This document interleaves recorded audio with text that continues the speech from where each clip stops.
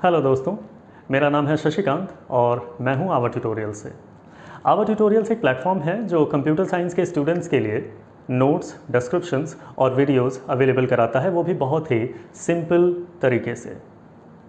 तो मेरे पीछे आप देख रहे हैं avartutorials.in का होम पेज और आज के वीडियो में हम बात करने वाले हैं वॉन न्यूमैन आर्किटेक्चर की।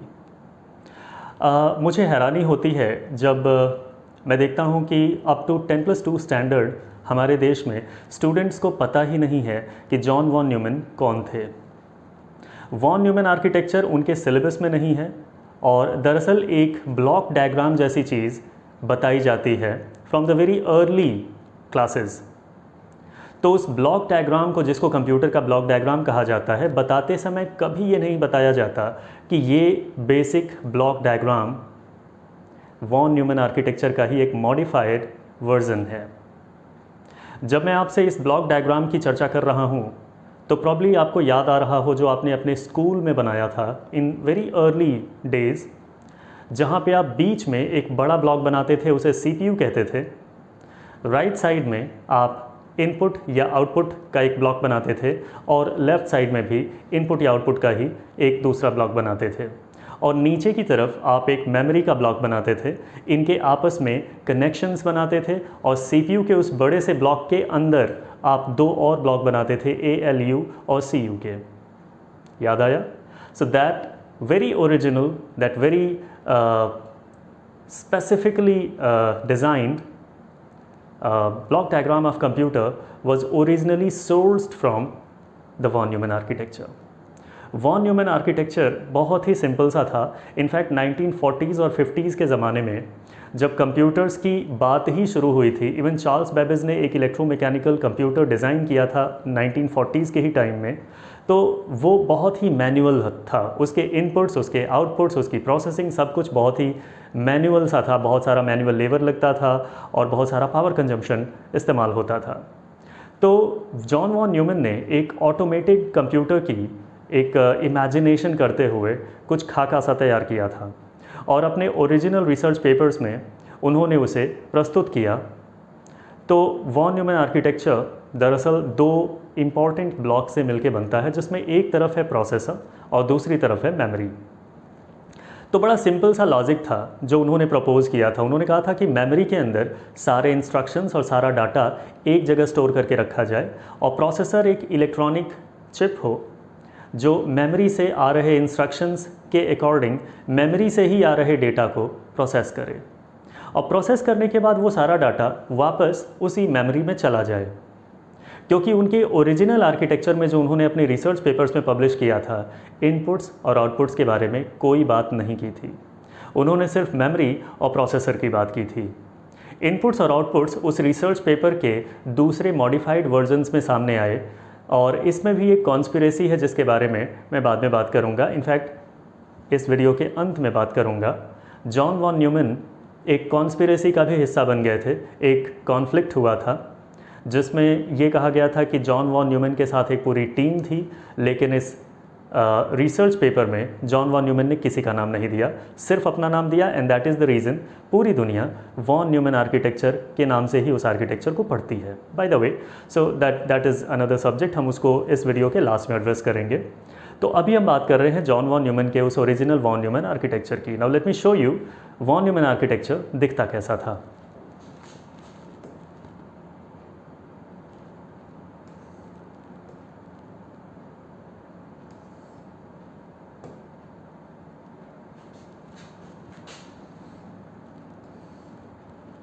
तो यहाँ पे आप वॉन न्यूमैन आर्किटेक्चर के बारे में पढ़ सकते हैं बहुत ही सिंपल वर्ड्स में। इनफैक्ट ये सारे वर्ड्स, सारी लाइनें मैंने खुद की लिखी हुई हैं।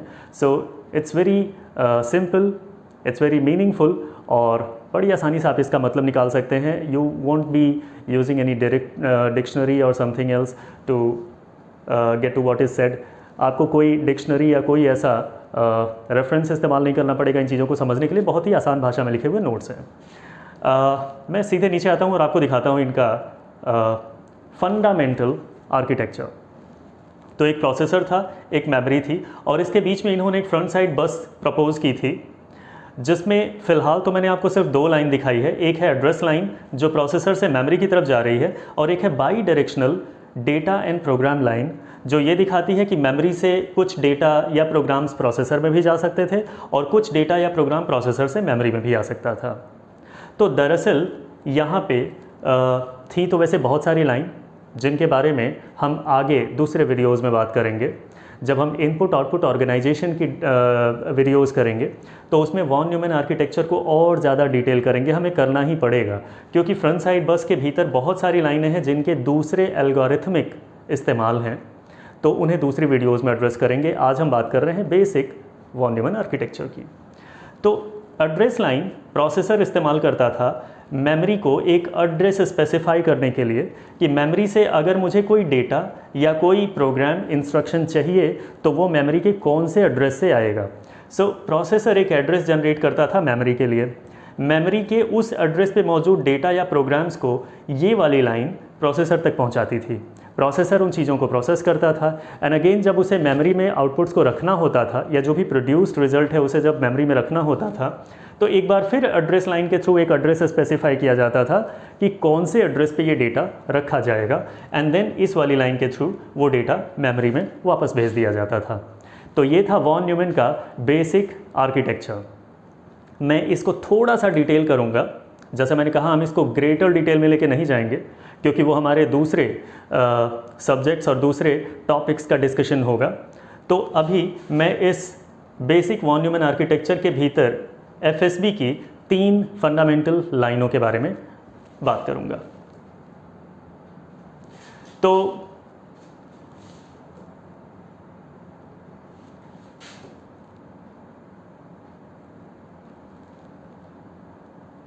see there was a processor and there was a memory। इनके बीच में एक यूनिडायरेक्शनल लाइन थी जो थी फॉर एड्रेस, एक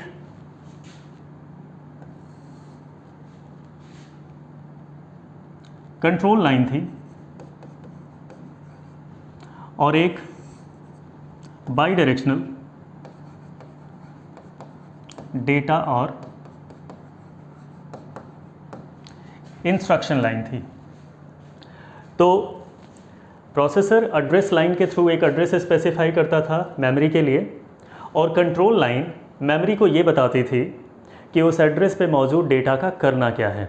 तो उस एड्रेस पे मौजूद डेटा अगर प्रोसेसर ने मांगा था तो कंट्रोल लाइन मेमोरी को बताती थी कि वो डेटा जो इस एड्रेस पे है उसे CPU या प्रोसेसर मांग रहा है, तो वो डेटा यहाँ से भेज दिया जाता था।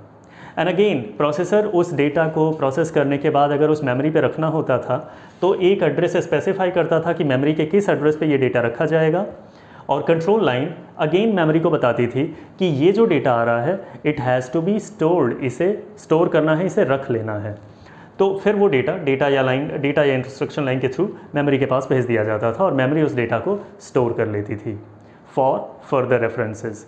तो ये बेसिक 3 लाइनें थीं जिनके बारे में अभी बात करना ज़रूरी था, और जैसा मैंने आपको बताया है कि ये सिर्फ 3 लाइनें नहीं थीं, इसमें बहुत सारी लाइनें थीं। लेकिन अगर उन सारी लाइनों को हम यहाँ डिस्कस करेंगे तो बहुत सारे दूसरे कॉन्सेप्ट्स हमें ओपन करने पड़ेंगे जो हम अभी नहीं करने वाले। तो इनपुट आउटपुट ऑर्गेनाइजेशन और तमाम दूसरे एसिंक्रोनस सिंक्रोनस कम्युनिकेशंस के जब टॉपिक हम डिस्कस करेंगे तो वॉन न्यूमैन आर्किटेक्चर एक बार रिविजिट होगा और हम इसे और ज़्यादा डिटेल करेंगे। But this was the basic von Neumann architecture that was proposed by John von Neumann in 1952 in his research paper। और अब मैं आपको बताता हूँ कि इस बेसिक वॉन न्यूमैन आर्किटेक्चर को मॉडिफाई करके वो ब्लॉक डायग्राम कैसे बनाया गया जिसे +2 स्कूल्स के लेवल तक पढ़ाते हैं। Late me show you.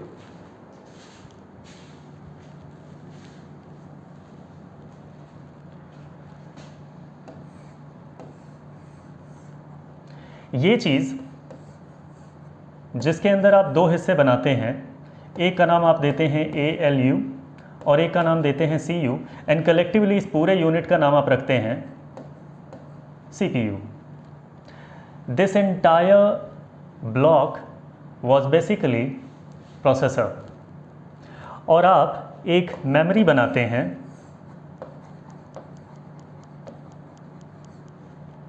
जिसको आप कनेक्ट करते हैं सीपीयू से।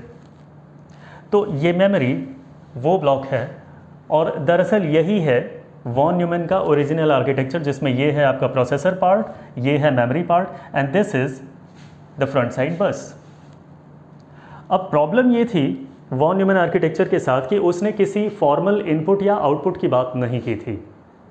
तो क्या हमेशा ऐसा माना जा सकता है कि जो भी डेटा प्रोसेसर को प्रोसेस करना है वो मेमोरी में पहले से स्टोर्ड होगा? हम इस बारे में कोई क्लेम नहीं कर सकते।